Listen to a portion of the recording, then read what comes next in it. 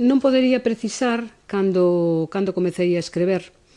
Se penso un pouco, asocio esta actividade á época en que estudei, que comecei os estudos na Facultade de Filosofía e Letras, aló polo ano 1965, e, sobre todo, asocio esta actividade ao momento en que coñecín a Carballo Calero.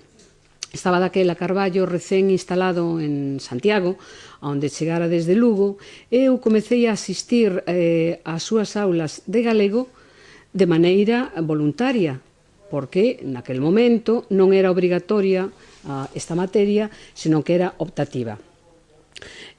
O galego era a lingua da miña nai, mestra natural de Leira Ordes, que exercera en Aragón, concretamente nunha vila chamada Noguera de Albarracín, Teruel, onde eu nacín.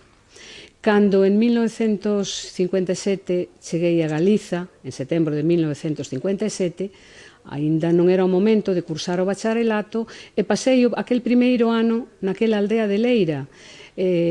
Ao meu redor, a única lingua que escoitei era o galego, tanto na escola como na casa, polo tanto era xa un pouco a miña lingua. Posteriormente, cando finalicei os estudos e comecei a traballar con Carballo Calero, fixen a descoberta da Galiza. Tiven a sorte de formarme con el. Tiven a sorte tamén de aprender da súa ética e da súa estética. E todo isto influiu decisivamente no meu traballo posterior. Neste traballo, a escrita ten un papel moi importante.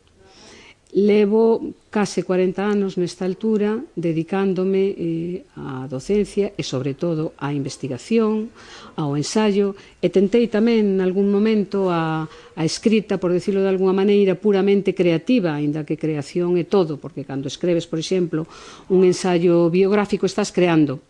Pero foi xustamente ao comezar a traballar con Carballo Calero, cando estaba escrevendo algúns relatos, algúns contos, el seguiu alentándome, seguiu animándome, mesmo publiquei algún escrito de xuventude na revista Grial.